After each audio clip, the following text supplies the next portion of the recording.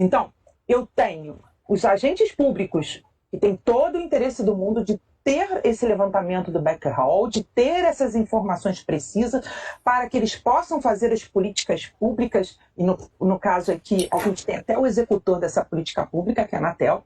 Nós temos os provedores que têm o interesse também de prestar essas informações da melhor forma possível para que, no final do dia, esse agente público ele possa executar a política da forma correta. Então, feito essa contextualização, eu queria compartilhar com vocês a iniciativa da Abrint, uma campanha educativa lançada pela Abrint há pouco tempo, com o intuito de orientar, conscientizar o provedor acerca da importância e relevância dele declarar aquela rede que ele tem, dele atualizar essas informações. Essa campanha está sendo direcionada para o 5G, para o edital do 5G, que é o próximo, é o nosso grande evento do ano de 2021, é o evento para o qual que vai necessitar dessas informações. Mas ela serve para qualquer uma, ela serve para o TAC, para a obrigação de fazer, para adaptação. Então é importante que o provedor declare a rede, diga onde tem infraestrutura, sob pena do poder público acabar direcionando o recurso público para um município que não tenha essa necessidade e que, no limite, vai ter uma infraestrutura duplicada. Então, assim, primeira pergunta eu vou dirigir para os agentes do poder público que aqui estão. Então, o Wilson do Minicom, o Igor e o Jacomásio da Anatel. Eu queria que cada um de vocês explicasse para a gente, de forma bem didática, né, por que vocês estão buscando esse levantamento de backhaul no âmbito das suas atribuições. Então, porque cada um de vocês precisa fazer esse levantamento de informação, qual é a forma que vocês estão fazendo e, acima de tudo, qual é o resultado que vocês pretendem com esse levantamento. Então, eu passo a palavra ao Wilson, ao Igor e, na sequência, ao Jacomásio. Pode ser assim? Tá ótimo, Kátia. Obrigado pelo convite.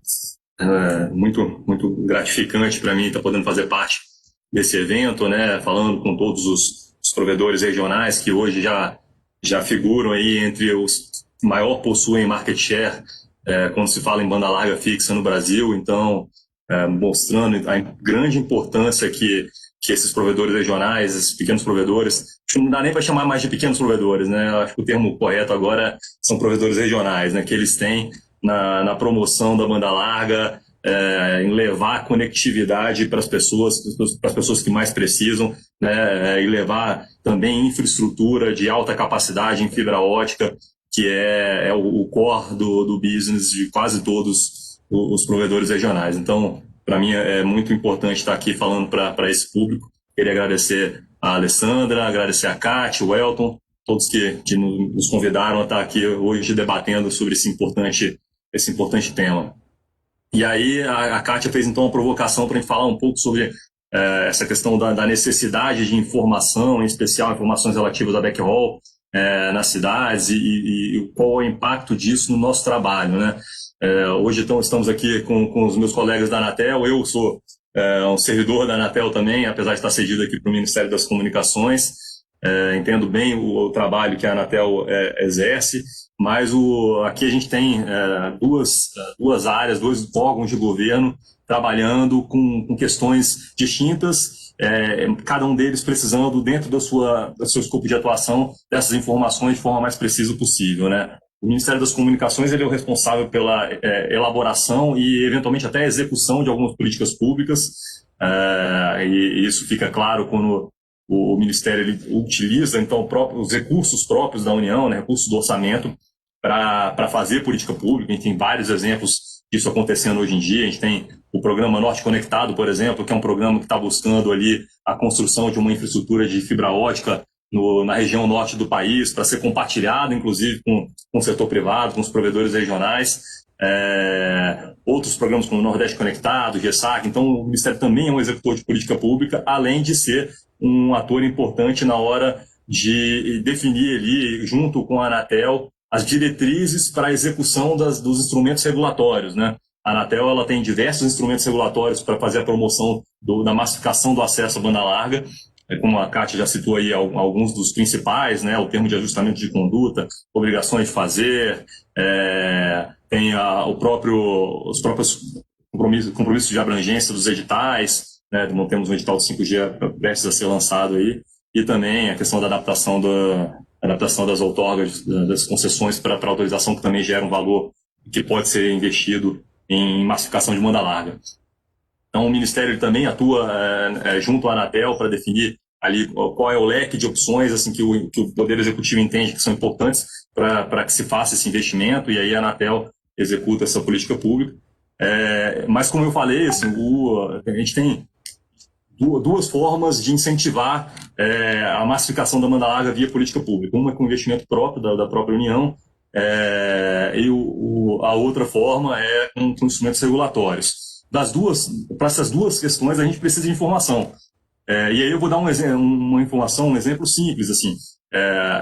Eu, quando vou fazer um investimento, por exemplo, num GESAC, vou colocar antenas de satélite em locais afastados, onde a gente não tem outras opções de conectividade.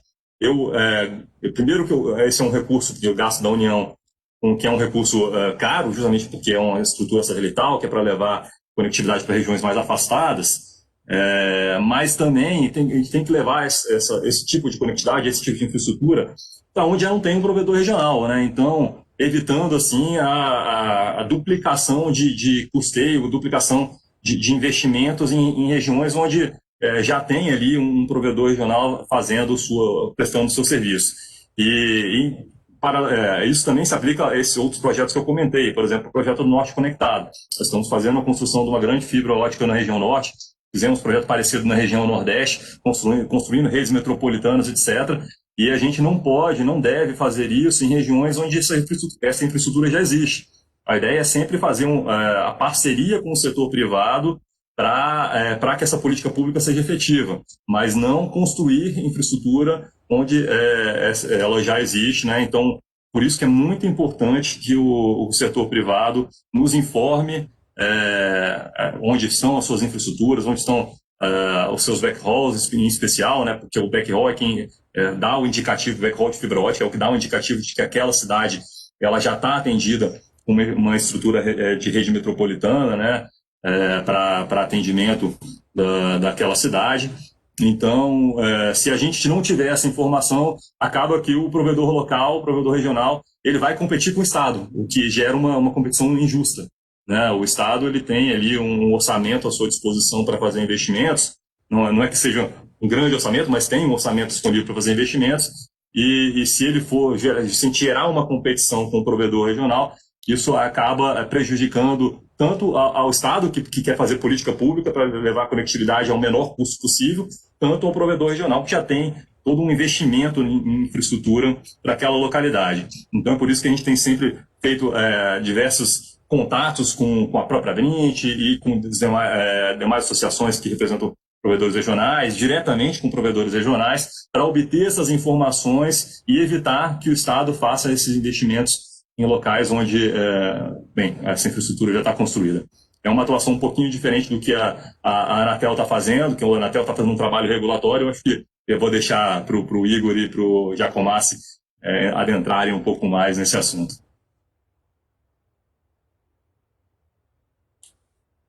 Igor, por favor.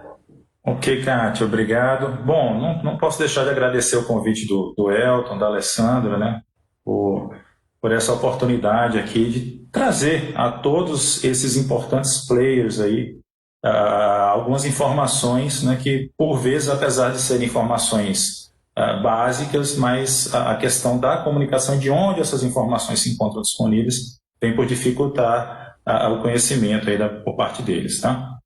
Bom, eu acho que o Wilson deu o panorama geral do porquê e eu vou atender o seu pedido, Kátia, pelo menos eu vou tentar ser bem didático, tá? Tudo começa, né, com a Lei Geral das Telecomunicações, para quem nunca ouviu falar, a Lei 9472 de 97, tá? Que ela traz no artigo 22 o Plano Estrutural de Rede de Telecomunicações, que você mesma citou. Né? O que vem a ser isso? É uma ferramenta, né, dentro disso que o Wilson acabou de explicar. É um diagnóstico, um levantamento. E quanto mais informações, quanto mais rico for esse levantamento, melhor o poder público consegue direcionar aí os seus instrumentos para alcançar o bem comum, que neste caso aqui estamos nos referindo à inclusão digital, né, que é uma ferramenta básica para o exercício da cidadania hoje em dia. Bom, está previsto na lei, como eu já disse, no artigo 22, e em 2019, por meio do acordo, 2019, por meio do acórdão 309, o Conselho Diretor da agência aprovou o PERT, tá? E a gerência do Jacomaz é responsável lá por manter, né, e desenvolver esse plano. E nós, da fiscalização, temos um papel de extrema relevância para poder fazer o levantamento e a validação dessas informações, né? Isso está previsto no artigo 1º da mesma lei, né, para aqueles que não conhecem. Compete ao poder público, à União, né, por meio do seu órgão regulador, disciplinamento, fiscalização da execução, comercialização e uso dos serviços aí do funcionamento das redes de telecomunicações, tá? Ou seja, nós estamos usando uma prerrogativa legal para fazer esse levantamento. E esses dados, eles podem ser e devem ser, né, auditados pelos órgãos de controle, PCU, CGU, outros, que se interessarem. Daí a necessidade da gente fazer essa validação. Por que a gente não só pede os dados? Né? Porque a gente precisa ter essa certeza de que os dados são dados fidedignos, que correspondem à realidade daquelas redes que estão implantadas pelos diversos provedores, né? Num bate-papo rápido, assim, parece algo trivial, né, fazer esse levantamento, mas não é. Durante o ano 2019, nós concentramos os nossos esforços em um levantamento detalhado das redes das 4 maiores operadoras de telecomunicações do país. O nosso país, todos sabem, é um país de extensão territorial continental, então as redes são imensas e são muitos detalhes, a quantidade de dados que a gente consegue gerar e guardar é uma quantidade enorme, tá? Por isso, a necessidade da colaboração de todos os associados da Abrint, de todos os provedores. Muitos perguntam se podem deixar de responder. Já vou adiantar aqui que não, até mesmo por conta dessa prerrogativa legal, né? Quando a Anatel, que é o ente que regula o setor de telecomunicações no país, faz um requerimento de informações a qualquer prestador de serviço de telecomunicações, ele tem a obrigação de responder, tá? Pode ser sancionado? Pode, mas nessa ação específica não é o nosso foco. Isso já foi objeto de reunião com a Abrint. Aliás, a Abrint é um parceiro aí de longa data, já participamos de alguns eventos Abrint na estrada, né, muito profícuos. E, continuando a questão aí da elucidação acerca desse trabalho, eu também gostaria de citar a questão da fiscalização em si. Então, algumas entidades ficam em dúvida acerca, por exemplo, de uma ferramenta que nós costumamos fazer uso, que é o acesso remoto, tá? O acesso remoto é algo que já é amplamente utilizado entre a Anatel e as grandes operadoras.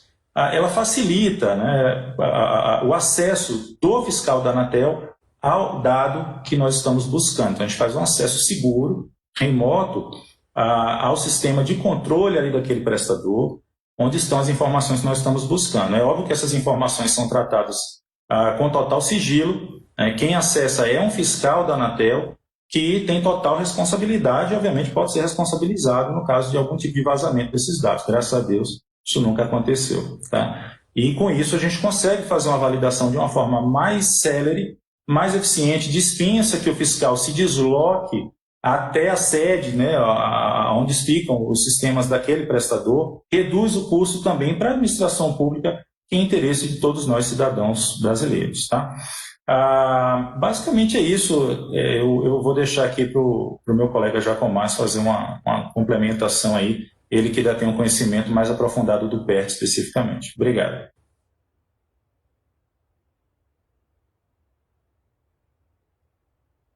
Jacomaz?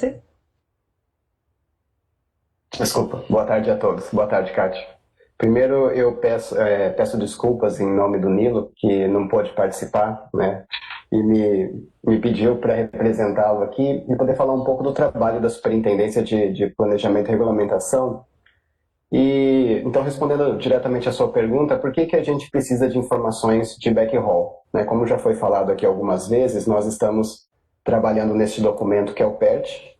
E o PERT, ele é um grande diagnóstico. Diagnóstico das redes fixas, móveis, enfim, nós temos um grande diagnóstico da infraestrutura de telecomunicações do país, e ele é a base para uma série de outros instrumentos. A Anatel tem por obrigação legal, inclusive, subsidiar o Ministério das Comunicações em suas políticas públicas. Então, esse diagnóstico é importante para o subsídio a novas políticas públicas. Então, quando vai sair um novo edital, quando a gente fala em TAC, o Ministério precisa definir as prioridades de investimento, precisa definir quais são os investimentos e as prioridades, e muito do trabalho que eles fazem é com base nesse documento de diagnóstico. E é claro, como um diagnóstico, quanto mais completo ele for, melhor são os resultados que ele alcança, né? Então, nós temos já, como o Igor comentou, feito um trabalho grande junto às empresas de grande porte. Então, nós já temos um conhecimento bastante robusto em relação às suas redes, quais municípios, quais são as principais rotas. E agora nós estamos trabalhando justamente para conhecer melhor as redes dos prestadores médios e pequenos.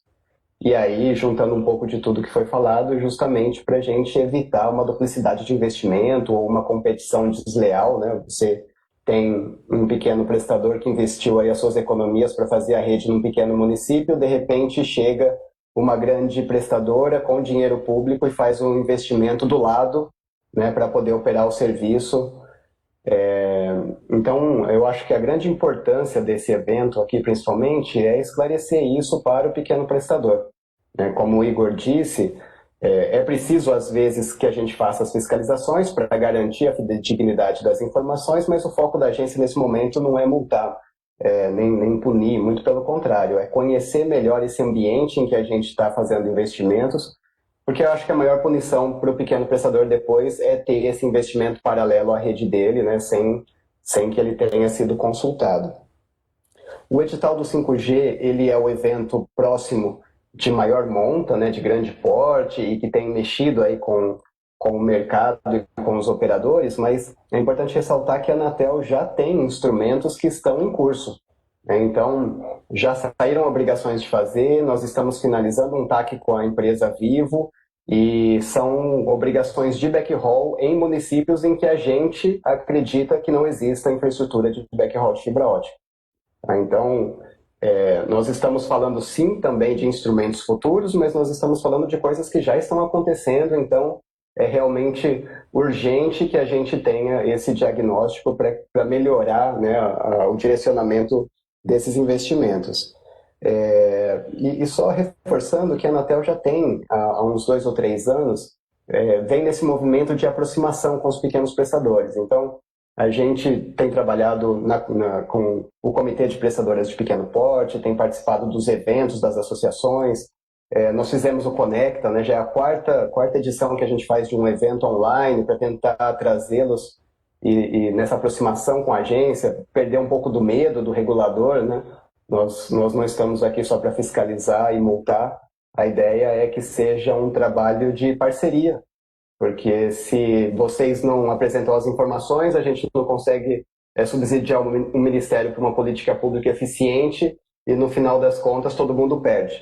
Então, eu acho que então, parabenizo a Abrint por ter feito esse movimento, porque é realmente muito relevante para ambos os lados. O poder público não perder dinheiro investindo onde já existe investimento, e o pequeno prestador, o empresário, o empreendedor, né, não ser surpreendido com um investimento que vai atrapalhá-lo.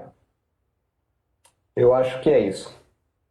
Já começa, eu não tenho dúvida que a gente vai falar um pouco mais disso, mas assim, falando do 5G, ele realmente é o próximo, mas é o que você falou, já existem iniciativas em curso, nós todos temos visto a Anatel aí focar em obrigações de fazer, até então, obrigações de fazer relacionadas à rede móvel, né? Você falou aí do TAC da Telefônica, né? A própria Telefônica que teve um TAC no passado que ela desistiu aí por conta dos compromissos associados. Então, assim, a gente precisa ter realmente segurança, eu vou falar um pouco mais disso daqui a pouco, com relação a esse recurso público canalizado aí para esses compromissos. Beleza, obrigada aí por vocês, pela essa primeira rodada. Alessandra, agora vamos passar para o lado dos provedores, né? Eu queria te perguntar, a Abrint aí está liderando uma campanha de conscientização, um trabalho muito legal que tem esse objetivo de conscientizar, educar, dar segurança para esse provedor prestar essas informações. E eu queria saber como é que tem sido a reação desses provedores a essa campanha. Você tem tido muita demanda de dúvida, esclarecimento, e queria também ouvir um pouco da sua opinião, representando os provedores, no sentido de que estamos aqui com Minicom e regulador. O que pode ser feito para ainda melhorar essa parceria, aumentar essa confiança, estimular, né, um jogo aberto de ambas as partes e para que essa informação passe da melhor forma possível. Então, Alessandra, por favor. Obrigada, Kátia. É um prazer estar com todos aqui para deliberar esse tema de grande importância para a Abrint. Boa tarde, Jacomássi, boa tarde, Igor, boa tarde, Ilson e todos os nossos telespectadores. Vimos já há um bom tempo falando sobre esse tema dentro da Abrint, tentando criar essa campanha de conscientização e de informações aos nossos associados sobre essa relevância de prestar essas informações. Inclusive, nos motivou um contato recente com o Igor para que nós pudéssemos discorrer dos motivos reais e detalhes dessa fiscalização, que eu acho que foi também uma motivação para essa live, né, Igor? E aí, na ocasião, eu disse para o Igor, vamos fazer uma live, porque eu acho que vai ser muito mais profícuo para os nossos associados e demais participantes, levar esses dados públicos e tornar esse processo mais transparente. De fato, para a Abrint, essa é uma das grandes pautas que vimos trabalhando, né? Quando se fala em levantamento de dados para contribuir e trazer um leilão do 5G exequível às expectativas desse grande universo dos provedores, é uma das pautas que nos movimenta, que nos motiva. Então, a Abrint, desde o início, tem trabalhado no levantamento dessas informações, sempre com o objetivo de contribuir no aperfeiçoamento da regulamentação e formar políticas públicas mais assertivas, né? Para que, de fato, como o próprio Jacomássi falou aí, que a gente possa evitar uma promoção de um desequilíbrio competitivo, né? De fato, é isso que nós buscamos, que a nossa rede possa crescer, onde já temos, né, possa cada vez se aperfeiçoar e que os pequenos e médios produtores que têm hoje essa capacidade de rede possa cada vez investir mais. Então, o intuito dessa movimentação interna da Abrint é trazer essa presença, né, dos municípios hoje brasileiros. A iniciativa da Abrint tem um foco, sim, o leilão do 5G, né, para que a informação necessária chegue à Anatel.